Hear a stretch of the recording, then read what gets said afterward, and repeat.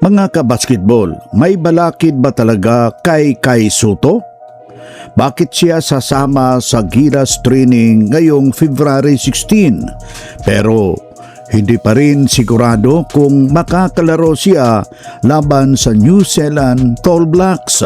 Ano ba ang totoong sitwasyon? Injury management ba? Club restriction o simpleng precaution lang?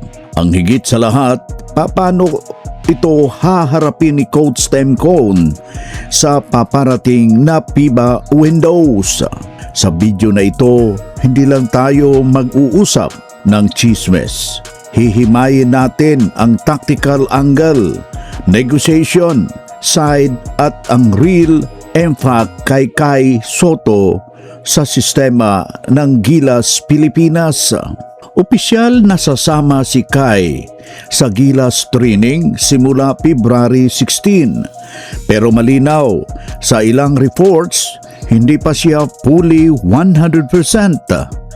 Galing siya sa injury recovery at natural lang sa mga load management protocol ang club niya Koshigaya Alpas sa Japan B-League.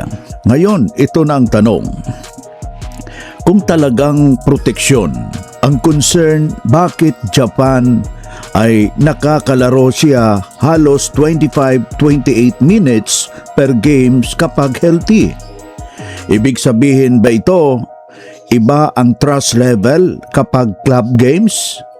Mas control ang system doon o mas malaki ang investment ng club kaya mas conscious sila kapag national duty?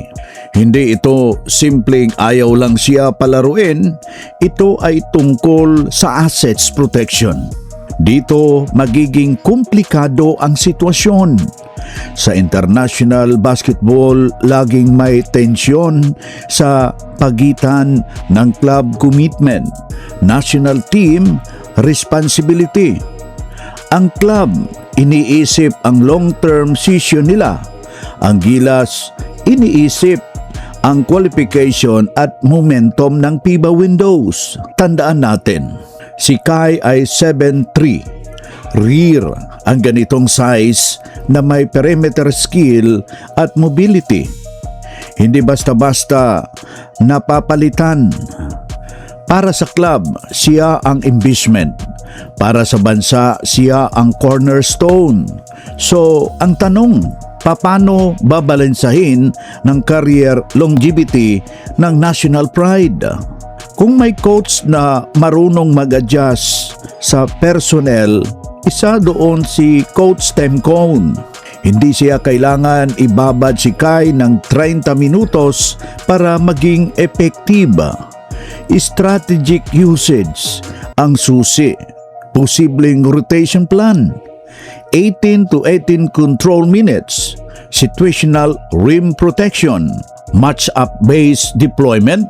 Closing line-up kapag kailangan ng defensive stop.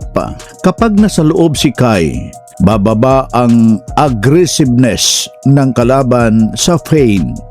Mas magiging resistant ang guards sa drive. Mas malaki ang spacing sa offense. Ito ang tinatawag na gravity effect. Hindi lang stats ang sukatan, presence ang impact.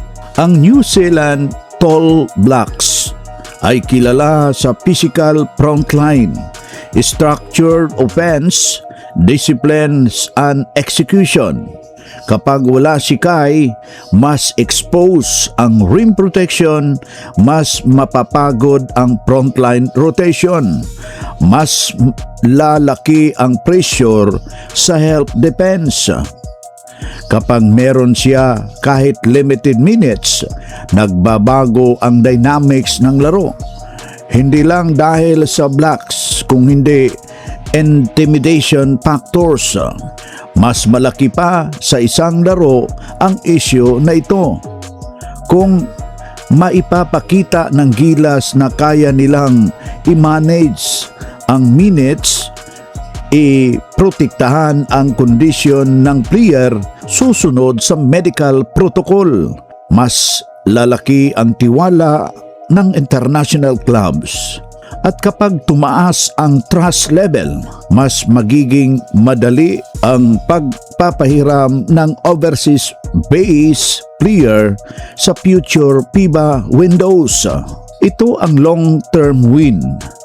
Hindi lang score sa scoreboard, kung hindi relasyon sa global basketball ecosystem. Prediction ko, makikita natin si Kai sa crucial stretches lamang. Hindi siya ibababad, hindi siya ipupuwersa, pero kapag pumasok siya sa late third and fourth quarter, doon natin mararamdaman ang tunay na impact. Isang K-block, isang defensive stop, isang momentum swing. Minsan, hindi mo ito kailangan ng 20 points para baguhin ang laro. Mga kagilas, dapat ba siyang i-rest para sa panalo kontra New Zealand? O mas mahalaga ang long-term career niya sa international stage? O wag namang kalimutan, i-comment down below ang opinion ninyo.